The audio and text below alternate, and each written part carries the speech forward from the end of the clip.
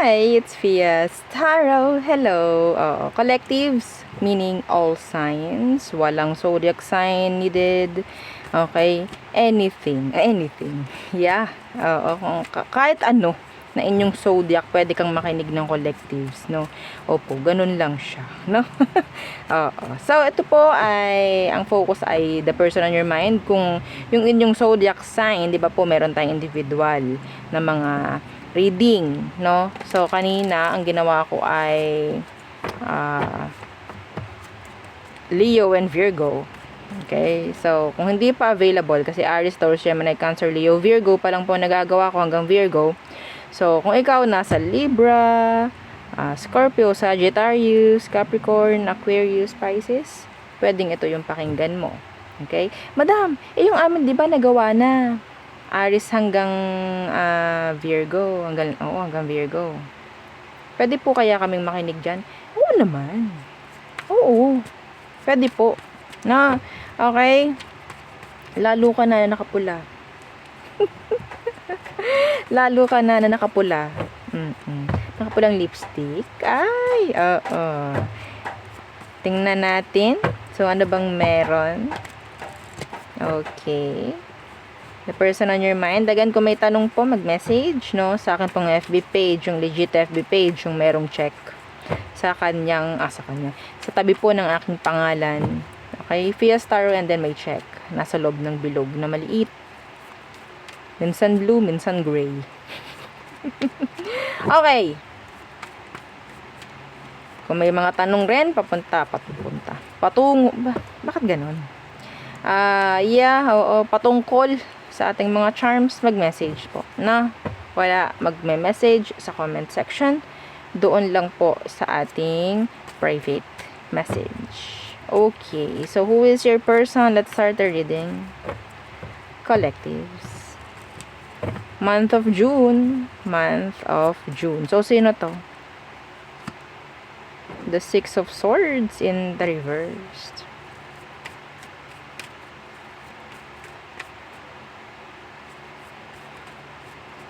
Ang hilig niyang mag-delay, mag-procrastinate ng mga bagay-bagay. Some of them, meron silang, like, sinasabotahin nila yung sarili nila. Yeah, the Six of Wands. Wala itong tiwala sa sarili nila. Wala siyang tiwala sa sarili niya. Laging palpak. Oo, laging palpak tuloy ang nangyayari. At ganyan. Iba kasi, minamalit nila yung sarili nila. Minamalit na itong taong to sarili nila. Ikinukumpara nila yung sarili nila sa iba. Mga ganun. Pwedeng fire sign, air sign. Itong taong to. Hindi ko alam paano malalaman yun, pero ganun siya. Anong kailangan mong malaman? Pupurso ka pa ba or what? Okay. Nine of Cups.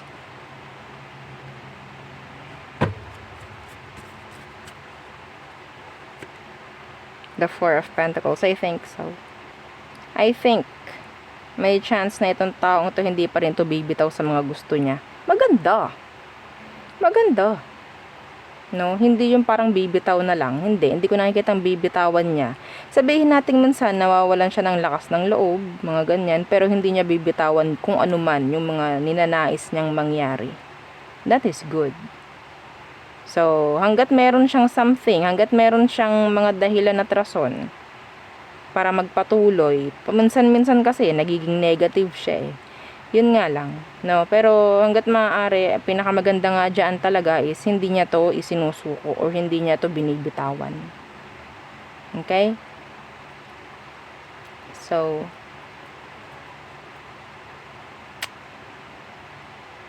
sabihin natin parang, ano ba kailangan mong gawin? Tingnan natin. May kailangan bang gawin ang mga collectives dito? I'm hearing Temperance. Or Three of Pentacles. Yeah. Magician Universe. Kulang ang nakukuha kong dito na energy pagdating sa inyo. Like, suporta. Hindi, oh yeah, kulang dito ang komunikasyon.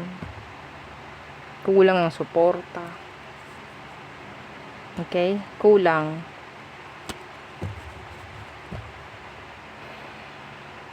Huwag niyong aalisan or huwag niyong bibigyan siya ng kung ano man na parang makikita niya, ay wala na talaga tong pag-asa.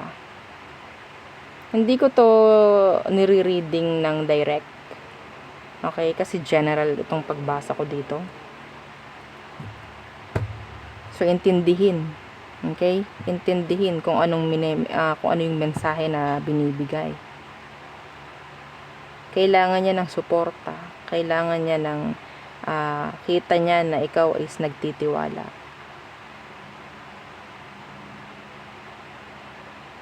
Okay na nga sa kanya na marinig niya sa'yo yung mga salitang go lang, kaya mo yan. Yeah. May takot rin kasi, kulang. Sabihin natin may pagka duwag nga, no, yung tao sa kung ano mang mga bagay na kailangan niyang gawin or i-pursue or what. Okay?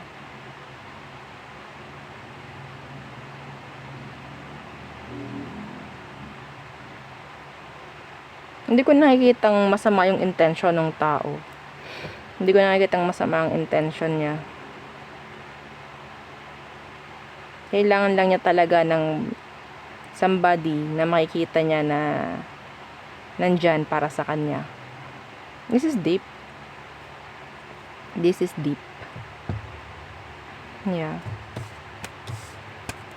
Anyway, suporta kailangan ng tao. Suporta. Ayun o, Three of Pentacles nagpakita. Nakabaliktad o. Ito yung kailangan niya, bumaliktad. Kailangan niya ng Three of Pentacles, good cooperation, no? Or unawaan, parang ganun. Kita nyo naman, kinat ko lang. Yun ang kailangan talaga, yung Three of Pentacles. Or yung Temperance. Anyway, so, who else? The person on your mind. So, sino ito? Oops, my gosh. The hard-headed. Matigas yung ulo. Yeah. The matigas ang ulo. The Knight of Pentacles. Hindi mo to ma-instruct. Hindi mo yan mapapasunod. Hindi, yeah. Ma-ego, ma-pride itong taong to. Wala yang galaw. Meron silang mga sariling desisyon, pero hindi mo sila pwedeng turuan.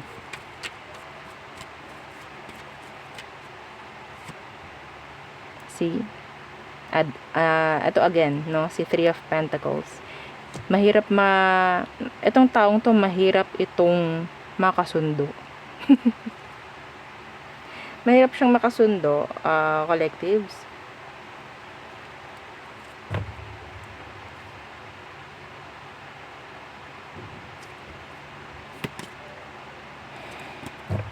Lagi kayong hindi nagkakaintindihan na ng taong to. There's imbalance. Lagi yang galit. Mainitan ng ulo. Impatient. Ganun siya. Tingnan natin kung anong meron. Oo, ito yung nakita ko kanina. The Six of Pentacles. Universe, there's no equal give and take here. Hindi mo ito pwedeng amuin kasi laluyang magiging what? Spoiled.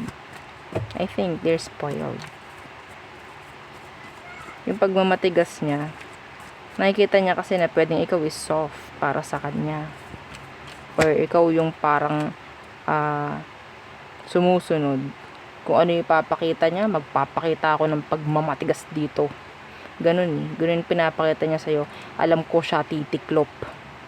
So, ganun ang pinapakita niya. Okay? So, there's imbalance here. Yeah. Hindi pwede to. Oo, hindi pwede. Ito, hindi mo kailangang suyuin ng suyuin, intindihin ng intindihin. You're the Empress. mapalalaki, mapababae ka. Si Empress, kita nyo ba yung energy niyan? Maihahalin tulad natin yan sa isang nanay, sa isang magulang. See? Na-spoiled mo tong taong to. Sa'yo ko isisisi to. Kung anong meron sa kanya. Sa'yo. Hindi mo kasi siya pinakitaan ng rules mo. Okay? Pinakitaan mo ito ng parang pag-intindi lang palagi. Kahit mali, okay, sige, susuportahan ko na lang. Maiwas na lang sa away, sa gulo. Ikaw rin magsasuffer. Yeah, ikaw rin magsasuffer dito. Tuloy-tuloy ito. Actually, tuloy-tuloy siya. Decisions.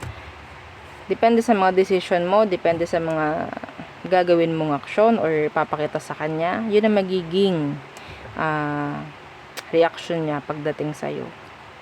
Hindi ka pwedeng maging empress na lang dito habang buhay. Si empress may limitasyon. Hindi po ba? Alam niyo sa sarili niyo yan. Na sinabi niyo sa sarili niyo, okay, sige, pagbibigyan kita. Okay, sige, intindihin kita. Pero alam mo sa sarili mo may limitasyon. Kailan mo ibibigay? Kailan? Yun ang tanong ko sa'yo. Ako naman magtatanong sa'yo, kailan mo ibibigay? Kung naibigay mo na, good. Okay? Magsimula ka ng bago. Magsimula ka ng kung ano man pagdating sa'yo. Pero kung sagot mo, madam, di ko pa po alam eh. Well, kailangan mo ng aksyonan. No? Yeah. Itong right timing for you to say no. To reject. Okay? Lalo na kung meron kayong mga anak. Or may anak kayo. Wala kang mapapala dun. So, the Three of Cups. Pwedeng nasa small circle lang kayo nitong taong to. Could be no label. Yan tayo sa no label. Na friend zone. O, diba? Anong meron dyan sa Three of Cups? The Chariot in reverse. So, no label. Hindi nagkakaroon ng energy ang tawag ito. Pag-angat or pag-level up. Okay? So, may chance pa ba na magkaroon ng improvement itong inyong connection? May chance pa ba na mag-improve itong connection? May chance pa bang magkaroon or bigyan ka ng label nitong taong ito ngayong June? Seven of Pentacles. This is a time waster. Or maybe you're just wasting your energy, your time, your love, your effort. Yeah. Four of Pentacles in reverse. Mag-lie low ka na lang muna dito. Lie low ka na lang. Drama to. Okay?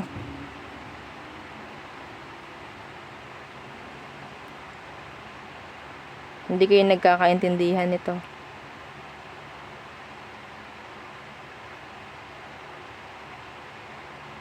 Let go. Matagal na, kung matagal na lalo, no, itong connection na meron kayo, tapos, I don't know, if there's this energy of third party, kasi pwedeng meron ding third party, wala akong nakikita dito na mag-i-improve or may pagpiling mangyayari. You're just wasting your time nga, sabi ko. Wala kang inaasahan dito. Ang sagot dito is let go. Madam, ako po kasi yung yung legal. Ako po yung legal eh. Ang hirap pong mag-let go. Ako po yung legal. Kahit ikaw yung legal, kahit ikaw yung illegal. No? Kung ikaw nasa tamang pag-iisip, no? Laylo ka muna. Okay? Hindi mo kasi pwedeng pilitin yung tao na piliin ka kasi may sariling desisyon yan. No? Lalo na kung ikaw itong naghuhumabol, nagmamakaawa, lalong bababa ang tingin yan sa'yo. Ulitin nyo po ha yung mga sinabi ko. Okay? Kapag kayo habol ng habol, lalo nyo pong pinapalala yung sitwasyon. Baka iniisip nyo, sige, habulin ko, magmamakaawa ko, baka sakaling maawa. Anong gusto nyo? Babalik sa inyo dahil naawa? Hindi sa mahal kayo, hindi sa prioridad kayo or what? Importante kayo? Dahil lang sa awa? Payag ba kayo nun? Naawa sa'yo, kaya bumalik. Mm. Hindi ka dapat humingi ng awa dito. Excuse me. Diba? You don't deserve that. Siya na nga nagkamali, ikaw pa hihingi ng awa. Ha? My gosh. Sa mga gantong sitwasyon, kailangan talaga matatag kayo. Kailangan. Okay? Let go. Hindi kasi makakapag-isip yung tao hanggat nandyan ka. Lalo yung confuse. Lalo yan hindi mag-iisip ng pagpili. Kung tama ba yung desisyon na ginawa niya or what. Kailangan niyo lumayo. Yung nilalayuan nga kayo, di po ba? Nilalayuan kayo, inaalisan kayo, pinipili iba. So meaning, anong kailangan mong gawin? Okay, go. Di po ba? Okay. Ang gusto mo, okay. Hindi ko pipilit sarili ko sa'yo. Doon pa lang sa gagawin mo na yon, mabibigyan nyo na siya ng takot. Maniwala kayo sa akin. Yes. Hindi na yan magkakaroon ng peace of mind doon sa pinili niya. Hindi na yan magkakaroon ng ganon sa pinili niya. Iisipin niya, naku, baka mamaya ganto, ganyan ang mangyari sa amin itong pinili ko. Doon sa aking legal or sa asawa ko, alam ko, nandun yun para sa akin. Bibigyan nyo dapat ng takot to. Hindi ito matatakot kung nandyan kayo. Nagmamakaawa kayo, naguhumabol kayo. Anyway, this is BS na. Okay? So, yeah. All signs. Let's see. Let's check.